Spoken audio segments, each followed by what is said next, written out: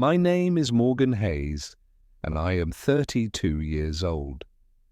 I live in the windswept coastal town of Driftwood Cove, Oregon, where the evergreen pines lean toward the salty Pacific, and the morning fog drifts in like a silent visitor. In winter, the cold air carries the tang of seaweed and driftwood. In summer, gulls wheel overhead, crying out among the fishing boats bobbing in the harbor. Driftwood Cove is the sort of place where the grocery clerk knows your coffee order before you speak, and the church bells ring clear across the silent streets. Yet for me, life here has always been a careful balancing act between gratitude for the community's warmth and a gnawing ache of being unseen within my own family. I was born to Karen and Randall Hayes, who ran the town's only bookstore, a snug little shop called the Hidden Chapter. My mother catalogued new arrivals with near-religious devotion. My father lost himself in dusty volumes at the back counter. They were passionate about literature, but divorced themselves completely from parenting. I was their firstborn, but they treated me as an unpaid assistant, shelving novels, wielding the ladder to reach top shelves, straightening up the reading nook by the bay window. My younger sister, Elise, and brother Theo both seemed to enjoy far more of their attention. Elise, 2 years my junior, charmed customers with her quick wit, while Theo, 5 years younger, tormented us all with endless pranks that earned him indulgent laughs from Mom and Dad. From an early age, I knew how to tie Theo's shoelaces and read to him at bedtime. By the time I was 8, I even understood the cash register better than my father. Still, when report cards arrived, my straight-A average in science and poetry elicited only a distracted, "That's nice, Morgan. Can you sweep the floor now?" I taught myself not to hope. My parents' pockets were full of books, but their hearts seemed perpetually closed to me.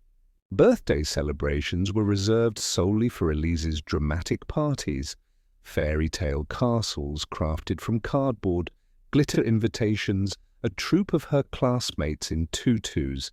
Meanwhile, my 12th birthday came and went with a half-eaten muffin and a languid hug from Dad as he muttered, "You're growing up fast. No need for cake." I hid my tears behind the counter, telling myself I didn't need family approval. But that sting lodged in my memory like a needle that never dulls. Despite the emptiness at home, I found solace in the harbor. I learned to sail on my own, first in a battered dinghy Dad kept for his rare day off, then in a sleek sailboat I restored with my own hands. The wind became my confidant, the rolling waves my therapist. I celebrated small victories alone, catching my first halibut, saving enough from my part-time job at the Hidden Chapter to buy a battered tide pool guide. Yet I never stopped longing for a hand on my shoulder, a word of pride spoken just for me. That longing persisted until the summer I turned 21, when I first saw Saga Thompson at the annual Driftwood Cove Arts Fair. She was painting seascapes under the weathered pavilion, her long auburn hair tied back in a loose braid, a bright canvas of crashing waves at her easel. When our eyes met, I felt a warmth I'd never known. She smiled, beckoning me over to watch her brush dance across the canvas. In her presence, I realized that someone could see me, and that my story was not yet finished. Meeting Sage that sunny afternoon beside her easel changed everything for me. After I introduced myself, she offered me a swatch of ultramarine paint and invited me to add a brushstroke to her canvas. Our fingers brushed, and for a moment, the salty breeze held its breath. We talked about everything under the sky, the shifting colors of the sea, her childhood on a cranberry farm 60 miles inland, and my dream of writing a book one day. By dusk, as the fair's lanterns winked on, she pressed a paint-stained card into my palm with her number scrawled on the back. My heart felt as if it might leap right out of my chest, and I chanced to smile that she returned 100-fold. Over the next weeks we fell into each other's routines. I brought her coffee from the cafe near the pier. She surprised me with sketches of the lighthouse at sunrise. We wandered the pebbled beach at dawn and explored overgrown trails behind the bookstore, talking about our dreams and regrets. She confided that art had always been her refuge after losing her father to a fishing accident when she was just 8. I confessed how I learned to sail alone, craving the solitude the ocean offered me, and how I once felt invisible in my own home. Sage said she had never felt unseen beside me. She saw every layer of who I was, and it thrilled me to my core. By the time blackberry blossoms filled the hedgerows in June, we both knew this was real. I asked her to dinner at Harbour View Inn, where we shared clam chowder and a slice of lemon cake, laughing at our awkward first moments together. Then I stood on tiptoe and kissed her beneath a string of fairy lights, the summer night wrapped around us like a warm blanket. She whispered, "I love you, Morgan." And I replied, "I love you, Sage," as if those words were the most precious things either of us had ever said.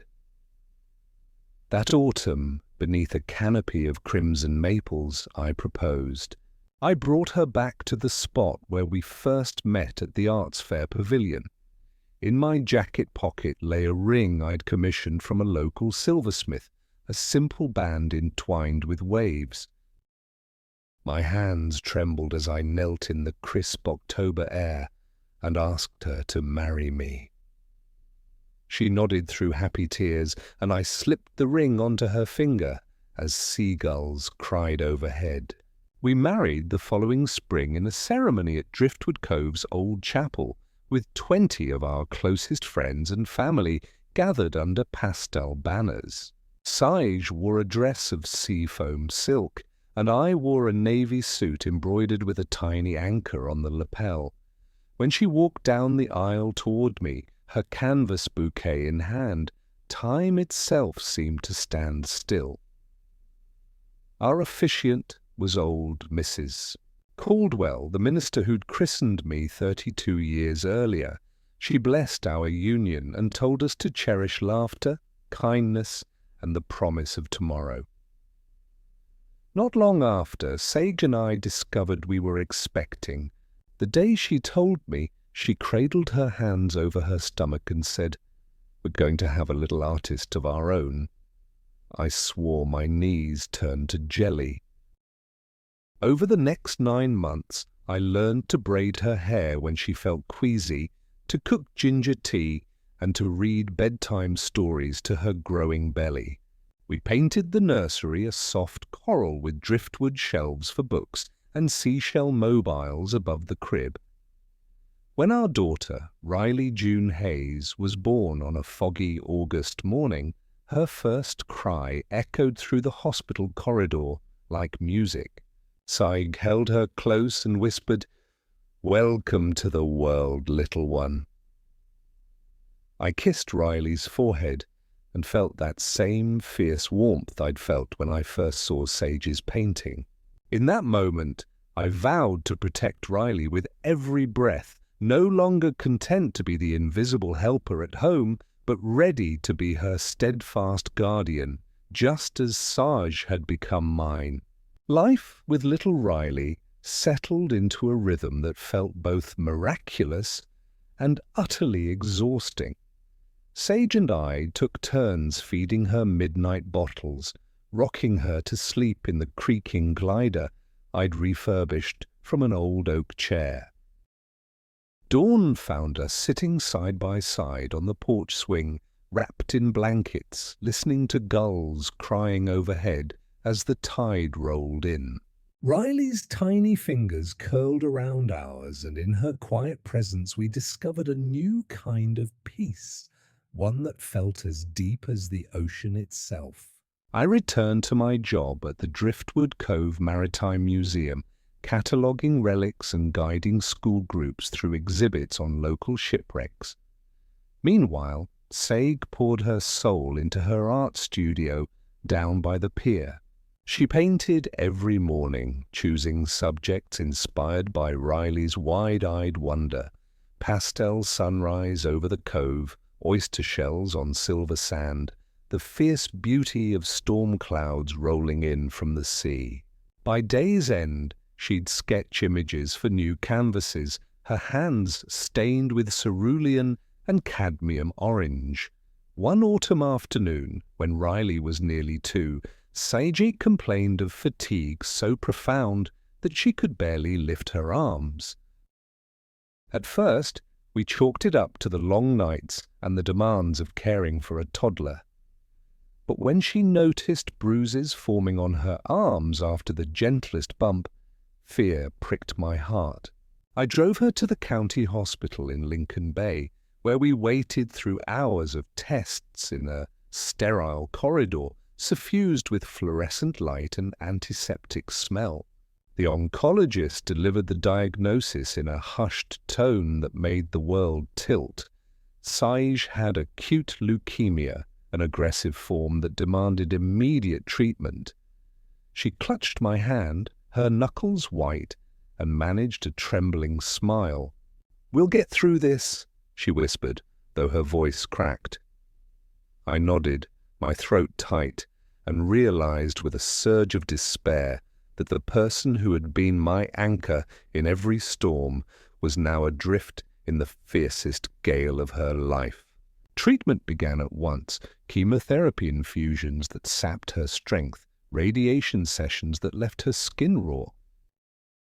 Between hospital visits, I juggled museum duties and caring for Riley, who looked up at me with puzzled eyes as I tried to explain why Mommy was so often gone or bedridden.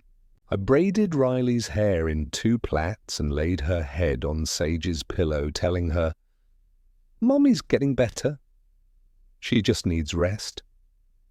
Riley would pat her mother's hand and murmur, "Be brave, Mama." As the weeks passed, our home transformed into a Makeshift care center. I installed a hospital bed in the spare room, stocked the kitchenette with protein shakes and bland soup, and learned to administer injections under Sage's gentle guidance. My colleagues at the museum rallied around us, delivering meals and toys for Riley, while Sage's art community organized a benefit show to cover mounting medical bills. Despite the darkness, we found pockets of light. Saija painting soft watercolors from her bed, Riley clapping when her mother smiled at her.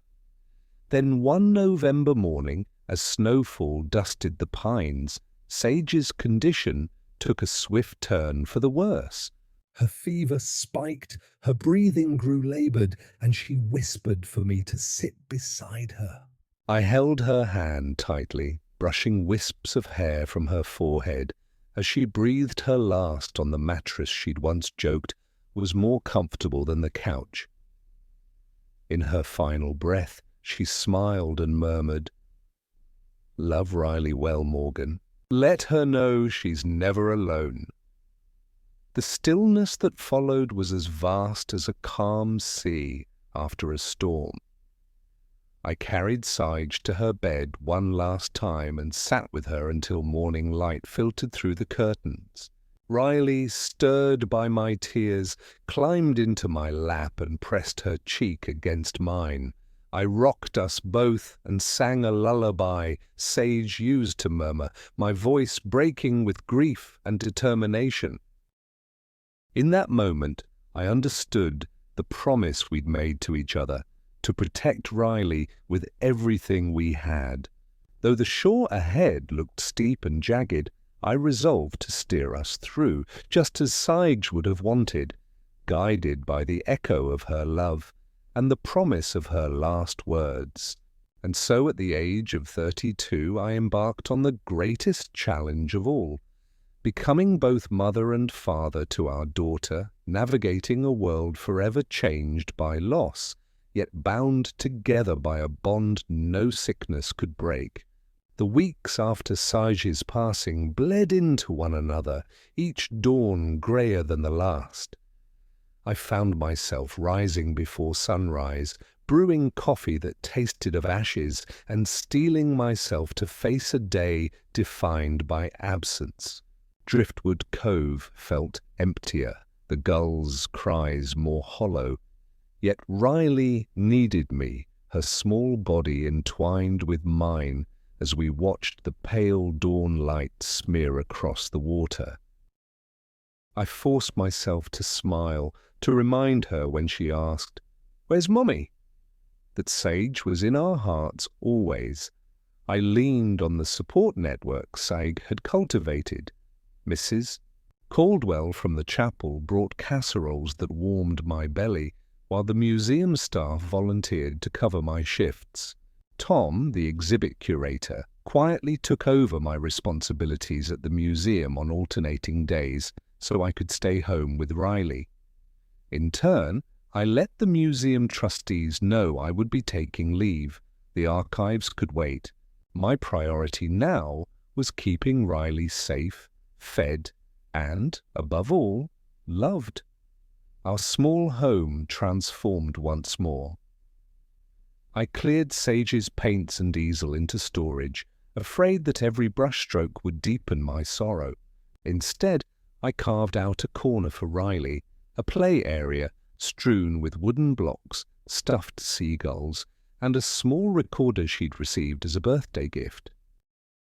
She'd toddle there, clutching her toy and babble tunes, her bright laughter filling rooms where silence once reigned. One evening, as I tucked Riley into bed, she propped herself onto one elbow and said, "Sing to me, Daddy." My throat tightened. I had no songs memorized beyond lullabies.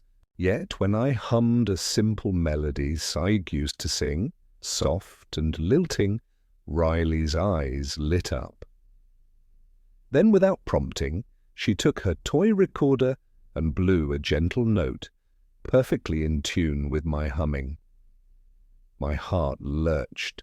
The tiny wail was clear, precise, and carried an uncanny sweetness. It stopped me cold. Over the next days, I watched with astonishment as Riley repeated those notes, coaxing melodies from the recorder that matched my humming pitch and tone. She listened, absorbed, and then responded in kind. One morning, I played a folk tune on my phone, Shenandoah, and she picked out the melody effortlessly on the recorder. Goosebumps prickled my arms. Saichi's spirit seemed to dance in that room, guiding Riley's tiny fingers. Determined to nurture this gift, I cleared a shelf for new sheet music and downloaded simple songs onto my tablet. Each afternoon, after visiting the graveside flowerbed, where I scattered petals from Sage's urn, Riley and I sat in the living room. I would play a bar of melody. She would repeat it. When she hit her first complete phrase of "over the rainbow," my vision blurred with tears. It was the song Sage first sang at the arts fair, the song that had made us a family. Word of Riley's abilities spread quietly through town. A friend of Mrs. Caldwell's posted a video of Riley playing her recorder at the chapel coffee hour, and people began to whisper, "The little girl with her mother's eyes, channeling an uncanny musical grace." I felt pride, yes, but also trepidation. Fame had come too soon for Riley once, and I feared the glare of attention might scorch her heart. So I resolved to move carefully. I contacted Miss Harper, Sage's former art teacher, now directing Driftwood Cove Elementary's music program, and asked whether Riley could join the after-school ensemble. When Miss Harper heard Riley play, her eyes brimmed with astonishment. "Morgan," she said, her voice trembling, "this girl's gift, it's extraordinary." With guidance, she could blossom into something beautiful, something that honors Sage's memory. As Riley skipped off to her first ensemble rehearsal, clutching her recorder, I watched her small silhouette grow braver. In that moment, I realized that though Saige was gone, her legacy lived on in our daughter's voice. And together, we would learn to carry that legacy forward, one melody at a time. In the weeks that followed Miss Harper's amazement, Riley's afternoons were filled with lilting scales and gentle arpeggios as she joined the after-school ensemble at Driftwood Cove Elementary. Each day, I rearranged my work schedule at the Maritime Museum so I could sweep the exhibit hall in the early morning and then dash home for Riley's pickup. We practiced in our living room, she perched on a cushion with her recorder, and I at the piano, guiding her through each passage.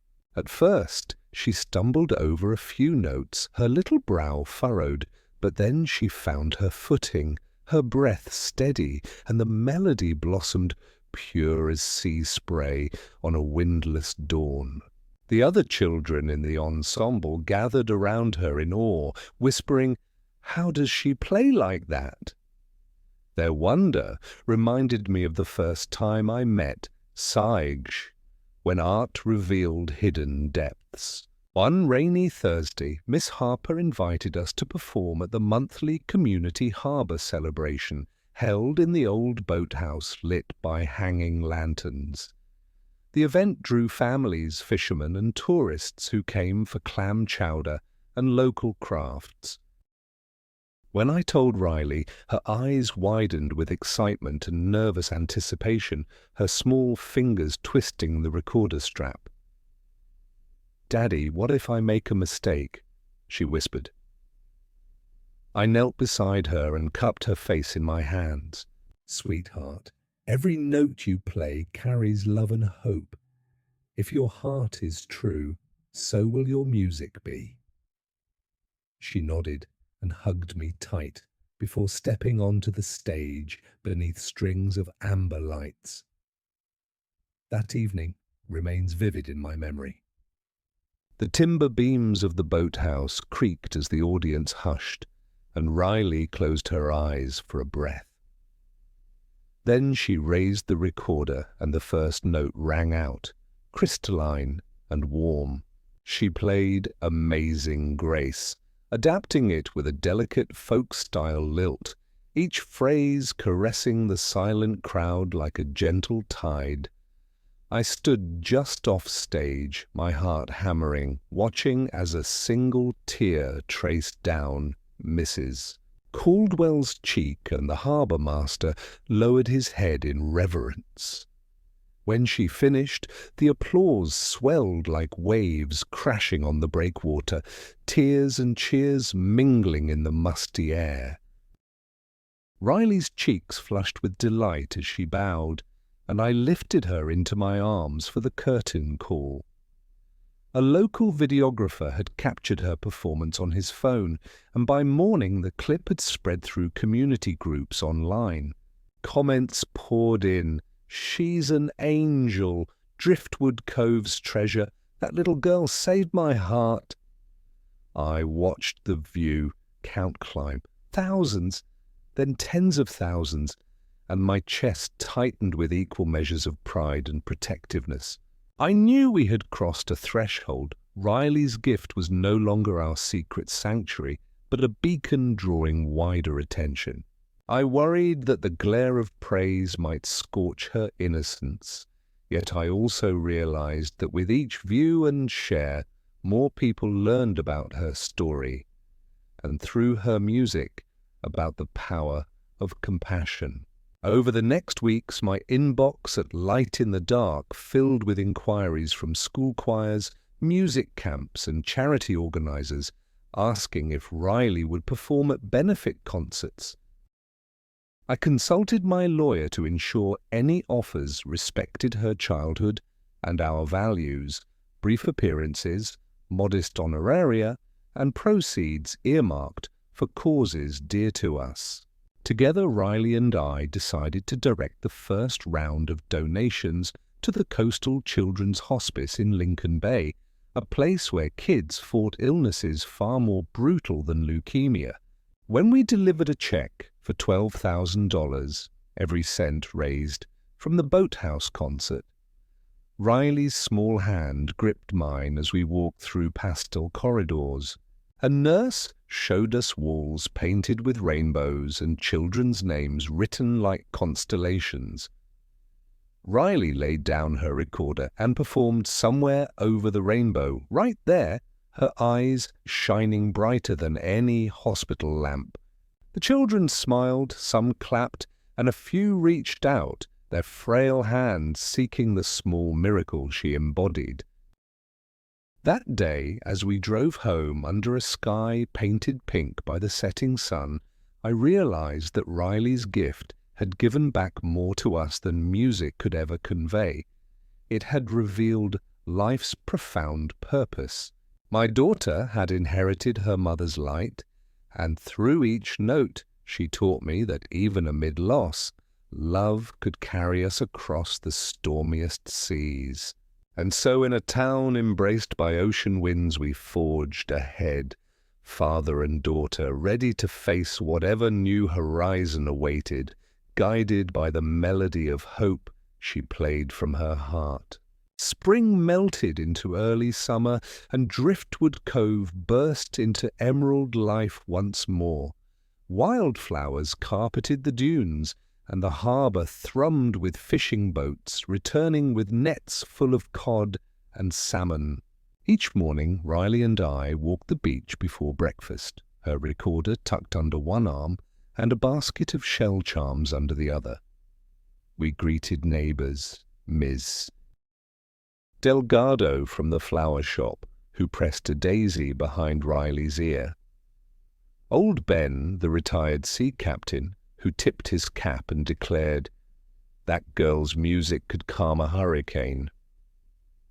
Yet beneath the light of these small joys lay a shadow I could know. Longer ignore my parents, Karen and Randall Hayes. I had not spoken to them since the Thanksgiving gathering, when they had brusquely dismissed Riley's charity check and forced us to leave in anger. But life on the coast has a way of looping back upon itself. One afternoon, as I tuned Riley's recorder in our sunlit kitchen, the doorbell rang. When I opened the door, I found my father standing on the threshold, his straw hat in hand, his posture slumped as though the sea breeze had exhausted him. Beside him stood my mother, her eyes red-rimmed and her shopping bag bulging with unopened gifts. "Morgan," my father said, his voice low, "we need to talk." He stepped inside without waiting, and my mother followed, smoothing the creases on her cardigan as though preparing for a trial. My heart twisted. I had hoped they would respect our space, leave us to our healing. Instead, they had come to ask for help. They spoke in clipped tones. The bookstore's rent had doubled, and sales had plummeted since the pandemic. Karen, her voice quavering, admitted that they had tapped every savings account and still faced eviction. Randall looked away as he said, "We heard about Riley's fundraiser. We thought perhaps a fraction of that money could save our shop." He swallowed, as though the words tasted bitter.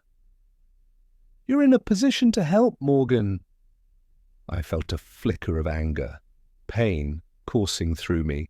"Mom, Dad," I began, my hands clenching at my sides, "you once dismissed Riley's gift of $50,000 as a vanity. You laughed at her when she tried to save your failing store." I gestured to the recorder on the table. "That same money she gave you was meant to mend old wounds."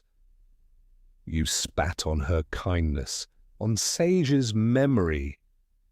My mother's shoulders trembled. "We were wrong," she whispered, but there was no conviction in her voice. "Please, Riley needs her home." "We need ours." I glanced around at our living space, filled with Riley's drawings and her small bookshelf. This home, this sanctuary, was ours alone. When my parents had visited before, they had tried to reclaim me under the guise of family duty. But I was no longer the overlooked firstborn. I was Riley's father, her protector. Kneeling before them, I looked into their eyes. "I cannot give you money," I said steadily. "Not again. You'll need to face the consequences of your choices, just as I faced mine when I tried to save you with a check you refused." I rose, straightening my shoulders. "I love you both, but I love Riley more." I will not let you harm her innocence or our home. My father's jaw clenched. My mother's eyes welled with tears. They turned without another word and stepped back into the afternoon light. I closed the door gently but firmly, the click of the lock echoing like finality. Inside, I found Riley in the next room, humming a soft tune while lining up her shell charms. She looked up at me, brows furrowed. "Dad, are Grandma and Grandpa mad at us?" she asked, voice small. I knelt beside her, brushing a strand of hair from her face. "They were frightened and asked for help," I said truthfully. "But they forgot how to be kind. Despite that, I want you to know that our family, just you and me, will always be built on love, not on debts or demands." Riley nodded, her eyes bright even in confusion. She placed a shell in my palm, a pale, heart-shaped scallop. I realized in that moment that love was not a matter of bank balances, but of small treasures we chose to keep. And so, as the gulls cried in the distance, I resolved once more to guide Riley through calm waters and storms alike, together forging a family of two that knew the value of unconditional love. News of Riley's boathouse performance spread beyond Driftwood Cove, carried on currents of social media, until it reached the ears of Cascade Public Radio in Portland. One crisp morning in late June, as I balanced Riley on my hip in our sunlit kitchen and she drew seashells in watercolor, my phone buzzed with an email that made my heart stutter. The subject line read, "Invitation to record with Cascade Public Radio." I swallowed, hands trembling. Inside, the host, Marissa Chen, explained how a listener in Lincoln Bay had shared Riley's "Amazing Grace," and it had become the station's most requested recording. They invited her to their Portland studio to lay down a short session, 3 folk songs of her choosing, broadcast on Sunrise Melodies, their flagship morning program. The email concluded with an offer to cover all expenses and to donate any honorarium to our chosen charity. I sank onto a stool, holding the email as though it were a fragile shell. Riley's eyes widened behind me. "Dad, is that real?" she asked, voice soft. I nodded, feeling a lump in my throat. "It is, sweetheart. Would you like to sing on the radio?"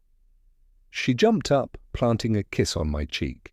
"Yes!" Oh yes, absolutely. Over the next week, I immersed myself in preparation. I reached out to Miss Harper, who generously offered to coach Riley via video calls. We scheduled music lessons tailored to radio acoustics, emphasizing clear tone, proper mic distance, and subtle dynamics. I researched Cascade Public Radio's studios, a historic brick building on North Broadway, with vaulted ceilings and analog equipment that gave recordings warmth and depth. On the morning of the session, we rose before dawn, boarding the ferry to Port Angeles, then driving south along Highway 101 through towering cedars and winding coastal roads. The world outside our car window glowed with sapphire light as waves crashed against rocky coves. Riley clutched her recorder, her smile luminous in the first rays of sun. Arriving at the station, we were greeted by Marissa, whose enthusiasm matched a child's first carousel ride. She led us through corridors lined with awards and photographs of legendary musicians who had passed through these halls. The main recording room was spacious, with floor-to-ceiling windows overlooking a courtyard of ferns and blackberries. An old upright piano, varnished but well-tuned, stood in one corner, its keys gleaming. After brief introductions, Marissa showed us to a vocal booth insulated by thick foam panels. She handed Riley a sleek condenser microphone and coached her through a quick sound check. I watched through the glass as Riley stood barefoot on a small rug, her posture straight, her eyes shining with a mixture of nerves and excitement. The engineer queued up a live stream to my phone so I could listen from the control room. "Are you ready, Riley?" Marissa asked through the talkback. Riley took a deep breath and nodded. She began with "Over the Rainbow," her tone pure and unwavering. The microphone captured every nuance, each breath, each gentle punctuation of her voice. I wiped tears as I heard her navigate the melody with the grace of a seasoned performer, her presence filling the booth like sunlight.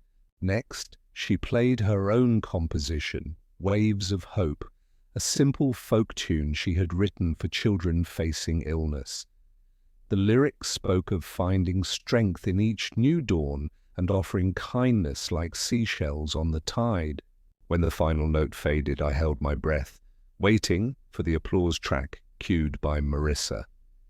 But instead I heard silence, as though the world had paused to listen. Then softly, the engineer clicked a button and the station's signature chime heralded our live broadcast. Words of praise poured in through the station's call-in line. "That child has the voice of an angel. I'm donating to the Children's Hospice right now. Please play it again." The host pledged that all royalties from the segment would go to Riley's charity fund. As we packed up to leave, Marissa hugged us both. "Morgan, you and Riley have reminded all of us why radio still matters," she said, tears in her eyes. Driving back north through the winding roads, Riley pressed her head to my shoulder and said, "Dad, I want to keep singing for kids who need help." I smiled, my chest full. "And we will, sweetheart, wherever your music carries us." In the weeks that followed, our small company, Light in the Dark, expanded its mission.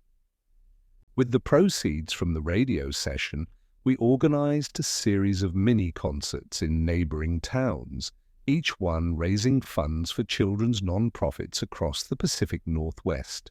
Through each new performance, I watched Riley's confidence blossom, her spirit unshakable and her heart ever generous. And though every new horizon held its own challenges, I knew that together we could navigate them, guided always by the melody of hope she carried within. By midsummer, we were riding a tide of momentum I could scarcely have imagined a year earlier. After the Cascade Public Radio session, Cascade Arts Foundation invited Riley to headline their annual Voices of the Coast Gala in Seattle, a black tie event attended by philanthropists, CEOs, and cultural luminaries. The gala's theme that year was Healing Through Music, and the foundation wanted Riley to open the evening with Waves of Hope. They offered to cover travel, accommodations, and a modest honorarium, $4,000 to be split between our light in the Dark Fund and the Teen Music Mentorship Program in Lincoln Bay. When I told Riley, her face lit up like the neon sign on Pike Place Market at night. She hugged me fiercely and whispered, "Dad, this is our chance to reach even more hearts." I knew she was right, but a knot of anxiety tightened in my chest. Seattle's grand venues, the polished crowd. I worried it might be too much, too soon for her tender soul. Still, I forced a confident smile and spent the next week organizing every detail, booking our ferry and train tickets, selecting a navy blue frock coat for her to wear, coordinating with the Foundation's event planner, and scheduling a rehearsal at Benaroya Hall's sound booth. On the morning of our departure, Driftwood Cove greeted us with a brilliant dawn. Seagulls wheeled overhead as we drove to Port Angeles. The ferry ride was as serene as a painting. Riley hummed her melody, notebook in hand, scribbling notes about stage lighting and acoustics. I felt both pride and protectiveness welling up inside me, pride that my daughter's gift had grown this far, protectiveness that it not be tarnished by the glare of elite scrutiny. We arrived in Seattle by late afternoon. The city's skyline gleamed in the golden light, glass towers reflecting the salmon-pink sunset. The Foundation had arranged for us to stay at a boutique hotel near the waterfront, where the concierge greeted us by name and whisked our luggage away. That evening, we met with Marissa Chen, now a close family friend and the gala's co-producer, who gave us a tour of the historic auditorium. At the center of the stage stood an upright grand piano and a lone microphone on a gleaming stand. Rows upon rows of velvet seats faced us, and the chandeliers above glittered like suspended galaxies. Back in our hotel room, as Riley prepared her sheet music on a small desk, my phone buzzed with an unfamiliar number. I answered, expecting another logistics inquiry, but instead heard my mother's trembling voice. "Morgan, please," she began. "We're in real trouble again." My heart sank. "The bookstore. This time, the landlord has served an eviction notice. We have until the end of the month to vacate. We don't know where to go."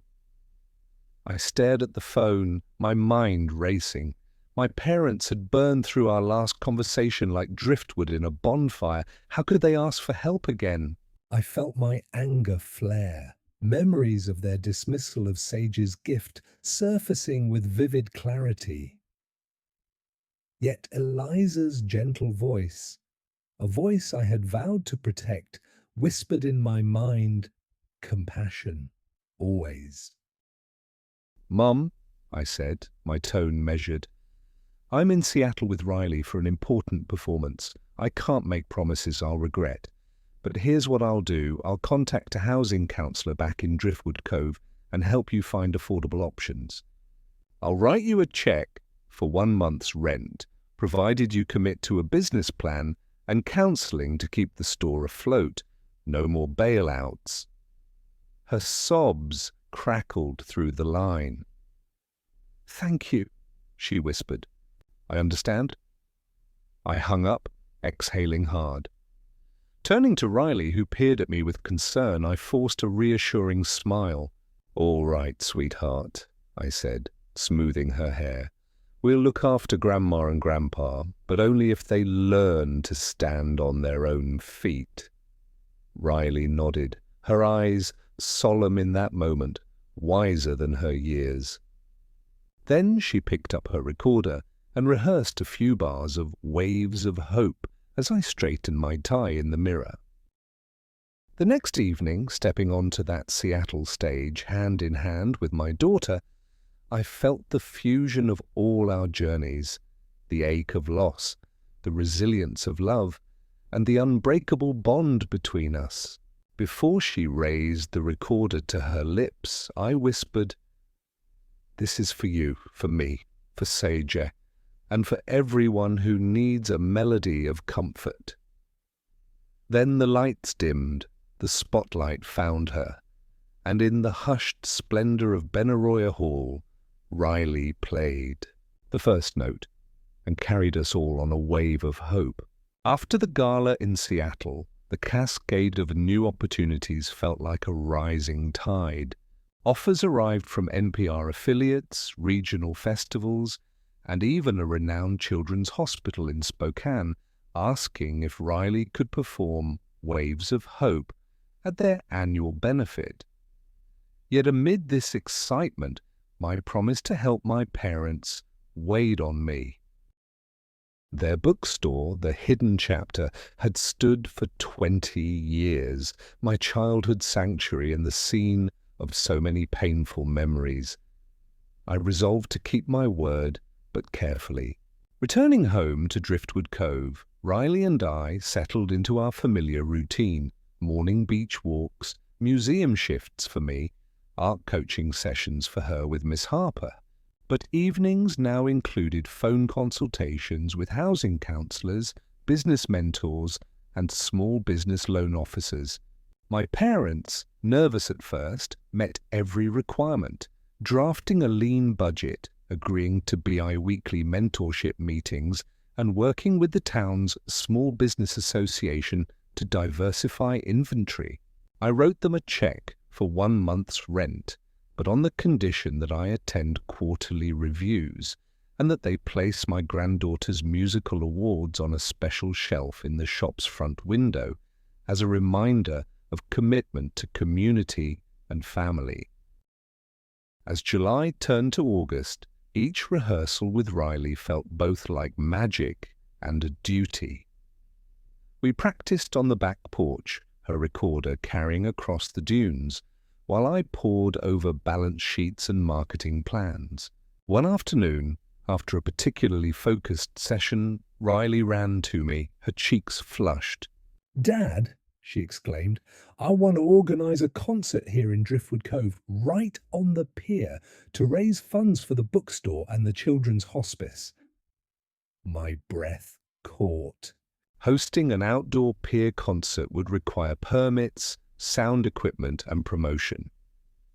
It was ambitious, but for Riley's passion, I would move mountains. Together, we sketched out a plan.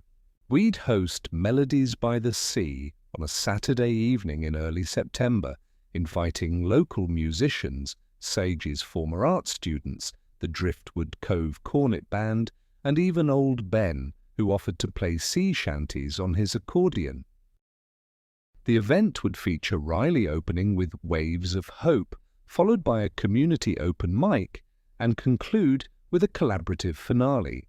Proceeds would split, half to help my parents' rent and store renovation, half to sustain the Coastal Children's Hospice.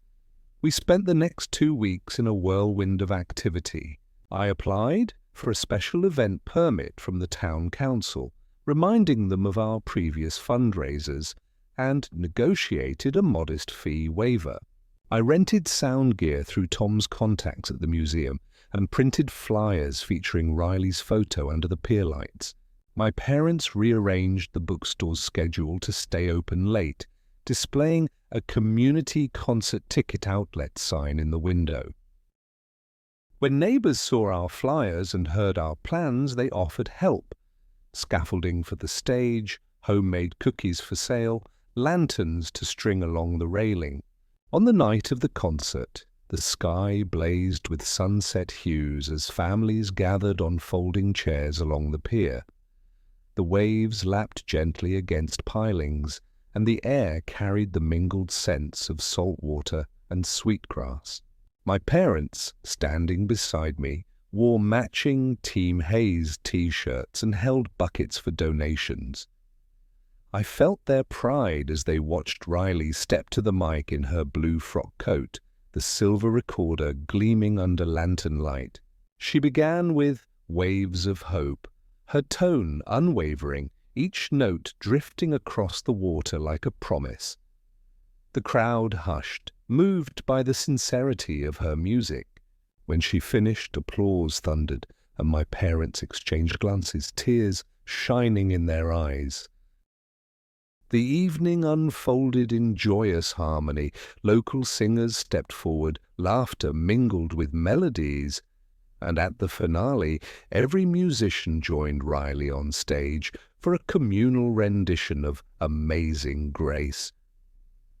Lanterns floated out on the tide, as if the sea itself joined the celebration.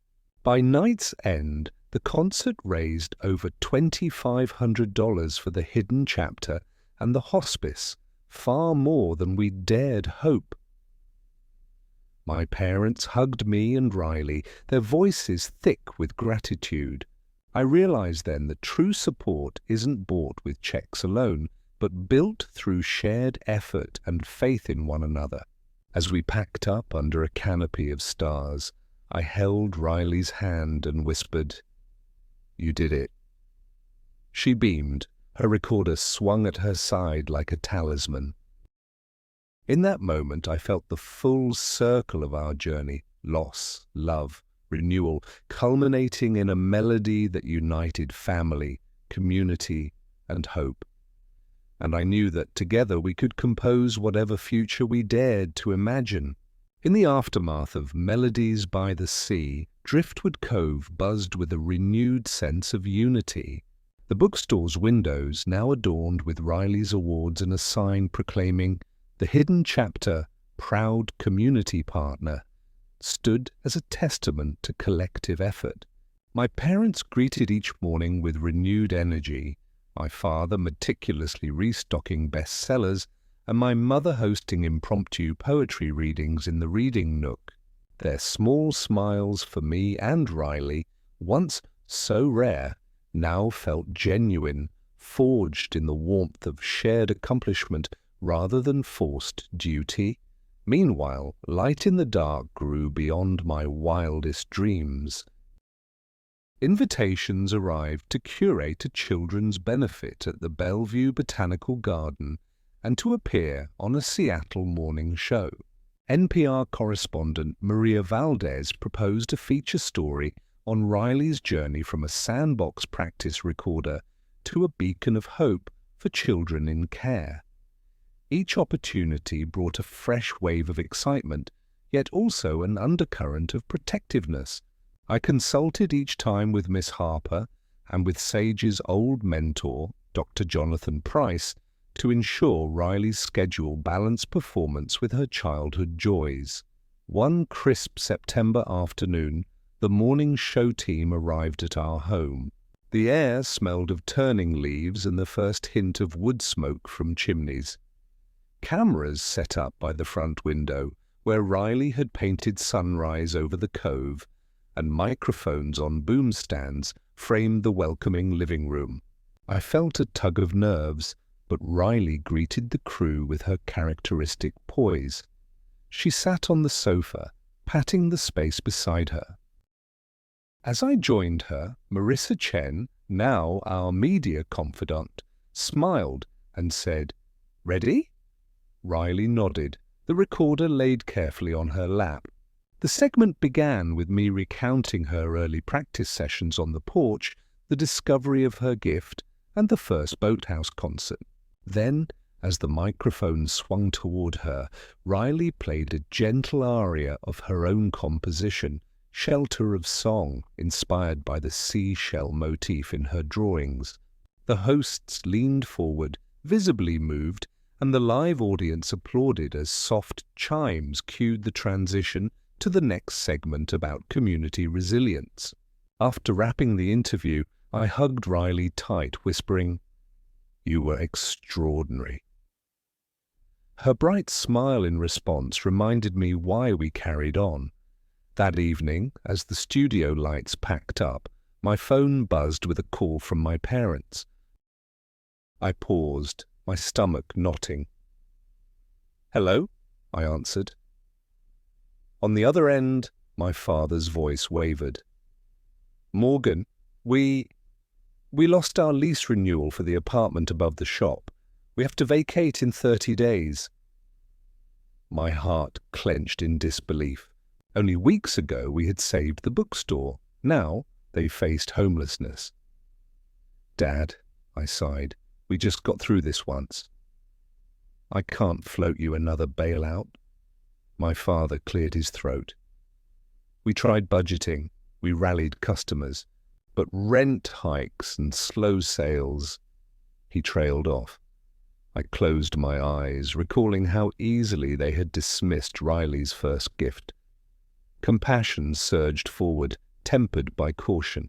Okay, I said, here's what I can do. I'll pay for a month's rent, but only if you commit to subletting the apartment to help cover expenses, and if you work with the small business center to find new revenue streams, perhaps expanding the shop's online presence. No more blank checks. There was a long pause. My mother's voice quivered. We understand. I hung up with a sigh, both heavy and resolute. I knew supporting them meant setting firm boundaries so they could stand on their own, as we had.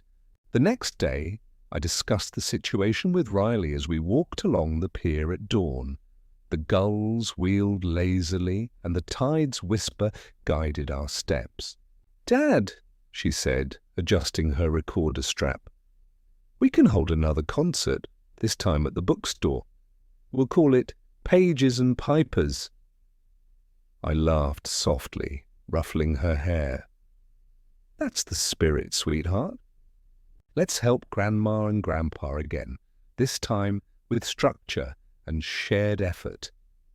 And so, in the soft glow of morning, we began drafting plans for Pages and Pipers. A cozy evening of readings and recorder solos inside the hidden chapter, with community storytellers, local poets, and Riley opening with Shelter of Song. We vowed to transform the very walls where I had once felt invisible into a sanctuary of creativity and self-reliance. United by melody and story, our family, 2 generations woven together, would chart a course toward resilience, ensuring that love, like music, always found its home. The Pages and Pipers event arrived on a crisp October evening, the golden light of dusk settling over Driftwood Cove like a benediction. My parents had transformed the hidden chapter into a cozy haven. Strings of fairy lights traced the ceiling beams, shelves were cleared to make space for folding chairs, and the scent of pumpkin spice from the cafe next door wafted through the open front door. A small wooden stage, a repurposed book cart, stood center, draped in a deep green cloth.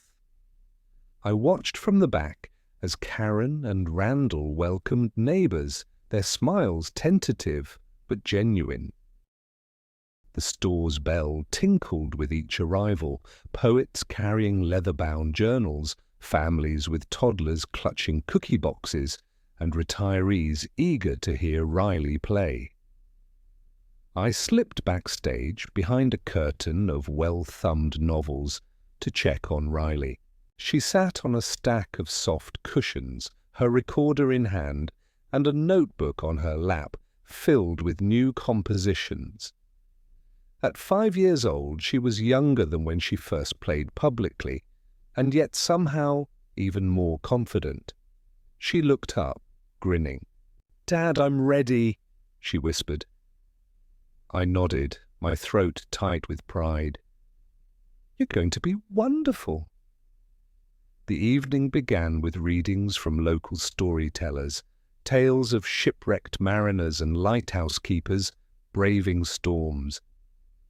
Each story carried the hush of anticipation, reminding me of childhood nights in our living room, listening to my grandparents' sea-salted recollections. When the readings concluded, the store staff dimmed the overhead lights and spotlighted the little stage. Applause greeted Riley as she stepped forward, her backpack tucked beneath the stage as if a conductor's podium. She opened with shelter of song, her tone as gentle as drifting driftwood, the recorder's pure notes threaded through the rows of chairs, and the audience leaned closer, drawn into her melody. Then, without pause, she began a new piece titled Turning Tides, an original she'd written about facing change and riding its currents. Each phrase rose and fell like waves, capturing both the ache of uncertainty and the exhilaration of discovery. When she finished, the room exploded in applause, and I felt my father's hand on my shoulder, his eyes misty. After the solo, I invited community members to share short performances. Marianne, the librarian, recited a sea shanty in Latin. Jonah, the harbour's boatwright, played a mournful tune on his harmonica. And finally, my parents read a joint poem about a small bookstore that found new life in unexpected ways. Their voices, once stiff with formality, now carried warmth and conviction I had never heard before.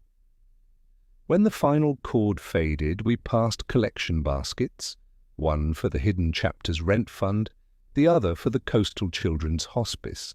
Neighbours stuffed bills and coins into both with generous hands. At the end, the tally showed $1,500 for the bookstore and $1,600 for the hospice. My mother turned to me, voice thick. "Morgan, we can't thank you enough." I shook my head. "Thank you for trying. This family finds strength when we work together." Later, as we packed up amidst the rising hum of conversation, I hugged Riley close. "You did it again," I murmured. She beamed, hugging me back. The store's sign glowed softly through the window, a beacon of our shared resilience. Outside, the tide gently lapped against the pier, reminding me that life, like the ocean, moves in cycles. We had weathered loss and neglect and sailed through storms of doubt and hardship. Now, with each concert, each story, each note, we charted a new course. A family united not by blood alone, but by love, by purpose, and by melodies that could heal even the deepest wounds. Winter swept into Driftwood Cove with biting winds and drifting snowflakes that glittered like stardust under streetlights, transforming our little town into a silent white sanctuary. As frost traced lacy patterns on the bookstore windows, I found myself juggling new responsibilities, managing Light in the Dark's growing online platform, teaching Riley remotely through her hybrid schooling program, and keeping the Hidden Chapters. Newfound success from slipping through my parents' fingers. Riley, now 8, adapted to the cold with her signature resilience. Bundled in a fuzzy blue coat, she would step onto the porch each morning to practice her recorder against the hush of snow, her breath forming tiny clouds as she coaxed out a warm, hopeful tune. One afternoon, in the glow of our living room lamplight, I answered a call from an agent in Nashville who had seen Riley's Turning Tides performance on YouTube. He offered a developmental recording contract, a chance to travel to Tennessee, record with seasoned session musicians, and release an EP under his boutique label. My heart thundered. The magnitude of Riley's talent had indeed reached far beyond Oregon's coast. Yet I remembered Sage's wish that Riley's gift serve others before profit, and the toll fame had already taken on my parents' sense of self. I tucked the phone beneath my chin and closed my eyes, considering the contract's fine print, an exclusive deal that would tie Riley's music to one company for years with minimal creative control for us. When I shared the news with Riley, she paused mid-note, and I watched her vibrant eyes cloud with uncertainty. "Dad, I trust you," she whispered, her voice trembling. "I just want to help people." That moment crystallized my priorities. We drafted a respectful reply declining the exclusive contract, instead proposing a more flexible agreement that guaranteed Riley's artistic freedom, charitable royalties, and a commitment to limited touring so she could remain grounded in her childhood. The agent's reply came the next morning. He admired our integrity and agreed to terms that honored Riley's values. Relieved, I squeezed Riley's hand and promised we would proceed only if every step aligned with her heart. Meanwhile, school demanded attention. The hybrid model meant Riley logged into math classes from the piano bench, flipping between fractions and fingering scales, while I monitored museum exhibit restorations via Zoom. In the quiet moments, I scrawled business emails, organized benefit live streams pairing local artists, and oversaw my parents' Etsy page showcasing rare volumes, ensuring their income diversified beyond the storefront. On snowy weekends, we held small gatherings in the bookstore back room, masked, distanced, where Riley led community carol singing sessions by lamplight, her recorder weaving through familiar melodies and original refrains inspired by winter's hush. Neighbors assembled tins of donated canned goods, which we delivered together to the Coastal Children's Hospice, our breaths visible in the crisp air as we walked the familiar route to the care center. In every note Riley played, in every shared loaf of bread, I saw how love multiplied when given freely. As the year closed and holiday lights reflected off pristine snowbanks, I realized that our family, once fractured by neglect and loss, had grown into something stronger, a small constellation of hearts bound by compassion and purpose. Together, we were composing a legacy far richer than any record deal, a testament to the belief that true success lies not in charts and contracts, but in the melodies we share and the lives we touch. The calendar flipped to January and Driftwood Cove bore the weight of a long winter. Icicles hung like glass daggers from the eaves, and each morning the harbour lay silent beneath a mist that rose from the frigid water. Yet, inside our home, warmth radiated from the familiar rhythm of life I'd fought so hard to preserve. Riley woke before dawn, slipping into her robe and pad footing down the hallway to practice her recorder by our kitchen window. I brewed coffee, its steam fogging the glass, and watched her small silhouette moving in measured breaths, her melody threading hope into the quiet dawn. At 8 years old, she had grown more confident than I could have imagined, but she still sought guidance. After her morning practice, she curled into my lap at the kitchen table over oatmeal, her recorder perched on the plate's edge. "Dad," she asked, her voice soft in the dim light, "do you think music can change someone's mind about kindness?" I paused, spoon halfway to my lips, and considered. "I believe it can," I said honestly. "When you play, you awaken people's hearts. You remind them of shared humanity." Her eyes shone, and she nodded thoughtfully before launching into a gentle improvisation on the theme of sunrise. That week, I received word from the Nashville label confirming our revised contract.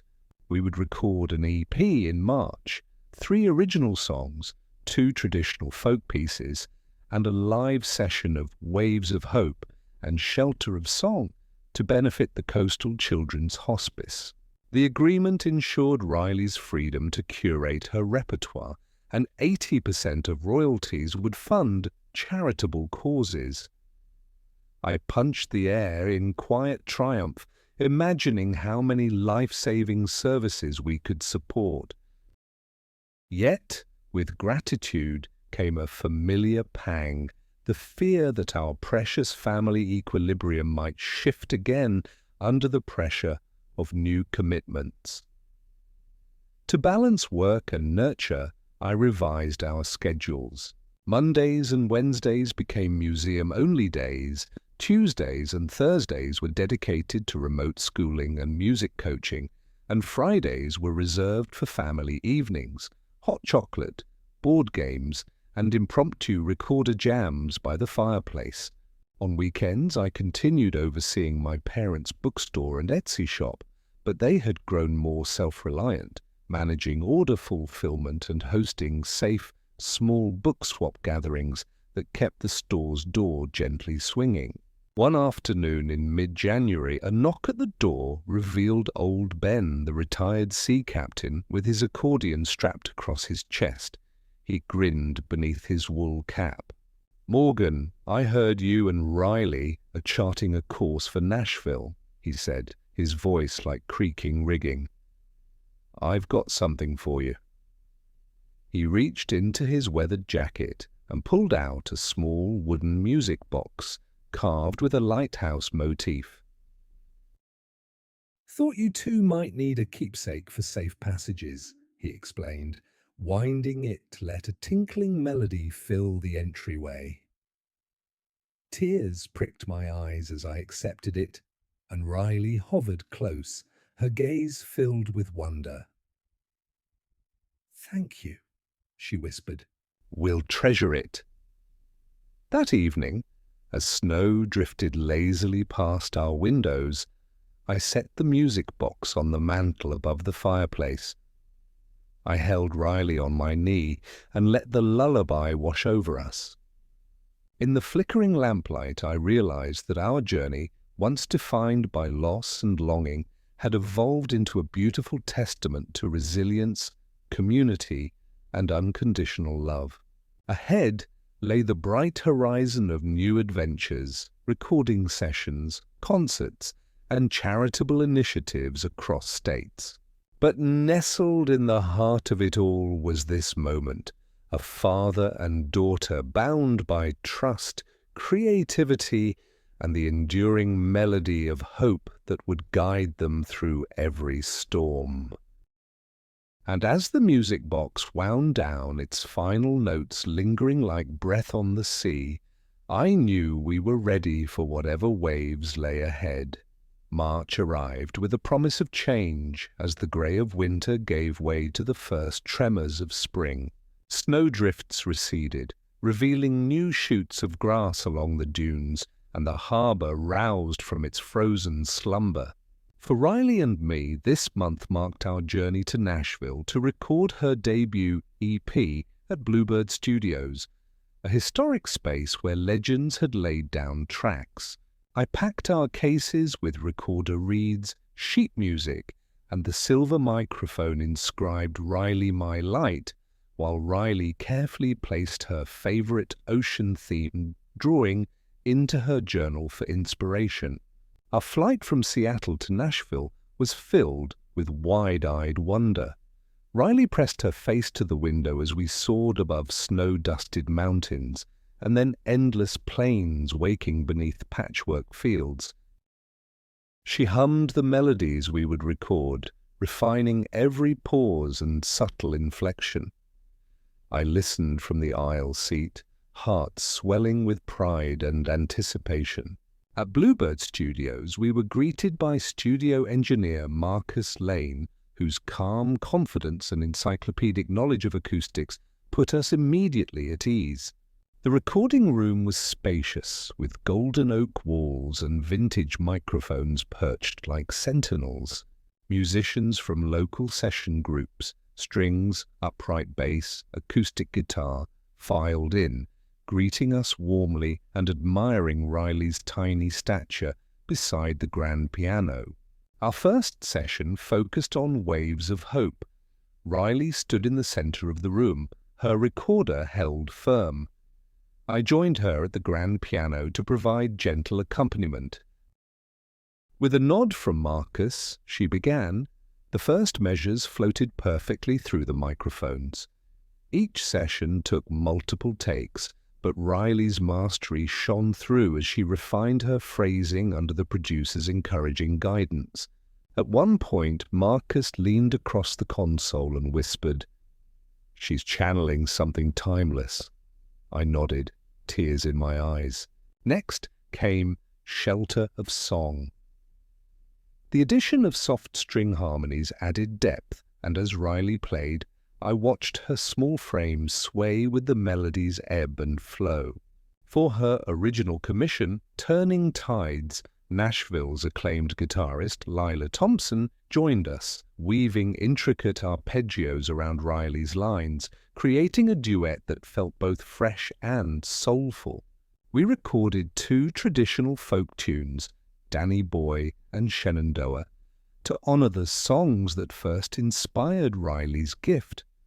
Between sessions, Riley explored the studio's wooden hallways, tracing her fingers over gold-plated records on the walls. She balanced on her tiptoes to peer at album covers featuring names once whispered only in my dreams. I watched her, marveling at how far she'd come from our living room practice corner. On our final evening in Nashville, the studio team invited us to a celebratory dinner at a nearby cafe. Over warm cornbread and sweet tea, they toasted Riley's talent and her commitment to charity. I raised my glass and said, "To my daughter, may your music always carry hope forward." Riley's cheeks glowed as she clinked her glass of sparkling cider against mine. Returning home to Driftwood Cove, our hearts buoyed by the studio's magic, we carried with us master recordings destined to become an EP, Light in the Dark, Melodies of Hope. In our living room, I set the USB drive beside the music box from Old Ben. We held hands and pressed play on our speaker. Riley's recorded voice filled the room, crisp, emotive, brimming with promise. As the final notes faded, she turned to me and whispered, "Dad, we did it." I smiled through tears and hugged her tight. "We did," I said, knowing that her journey was just beginning and that together we would continue to transform lives, one song at a time. Spring's tender green unfurled over Driftwood Cove, and with it came the release of Light in the Dark, Melodies of Hope. Our debut EP, 5 tracks woven from Saltwater Dreams and Resilience, dropped on all streaming platforms on a Friday. That morning, Riley and I sat side by side at the kitchen table, mugs of chamomile tea between us, watching the play count climb. Within hours, Waves of Hope had thousands of streams, each play triggering a donation of a fraction of a cent to the Coastal Children's Hospice Fund. Our eyes met across the table, and she grinned, tapping a finger on her recorder's silver logo. "We did it, Dad." Yet the true triumph lay not in numbers, but in the messages that flooded our inboxes. A teacher in Anchorage wrote that her students had performed Shelter of Song at their winter concert to comfort classmates facing family changes.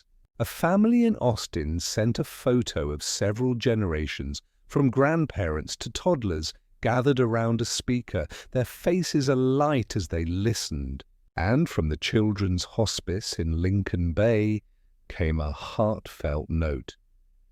"Your music brings sunshine to days we thought lost to shadows." Each story stitched a new patch into our tapestry of purpose.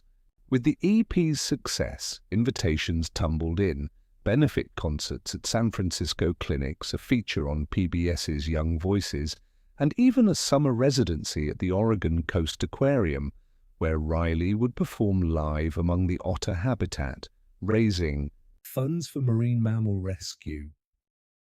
Yet, amid the swirl of opportunities, I remembered the delicate balance we had forged, where childhood thrived alongside ambition.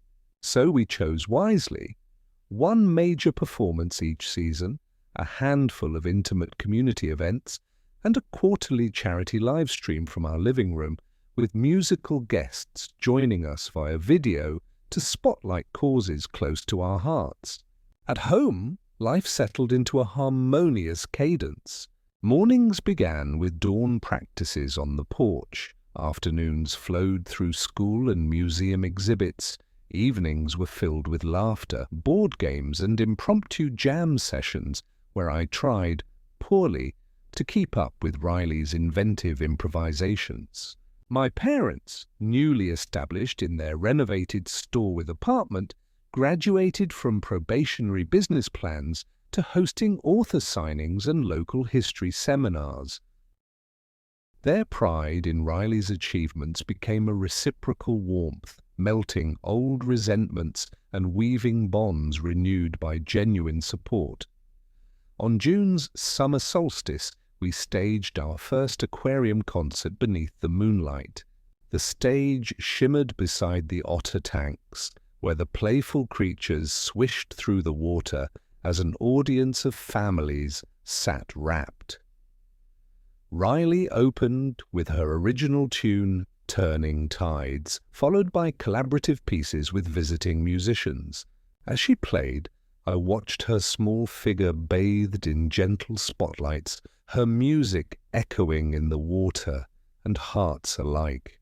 When she finished, the aquarium's overhead speakers piped the sound of ocean waves, and a standing ovation broke softly across the boardwalk. That night, as we packed our recorder and folded our set list, Riley turned to me and said, "Dad, I want to write a song about finding family in unexpected places." I smiled, brushing a strand of hair from her face. "Then let's begin tomorrow," I replied. Years from now, I know her voice will carry across stadiums and screens, and my role will evolve into her proud advocate, ensuring her integrity and childhood remain intact. But tonight, in the hushed glow of the aquarium, it was enough to be a father and daughter united by melody, standing on the threshold of all the chapters yet to be written. Each note a beacon, each song a promise that love, like music, transcends every tide.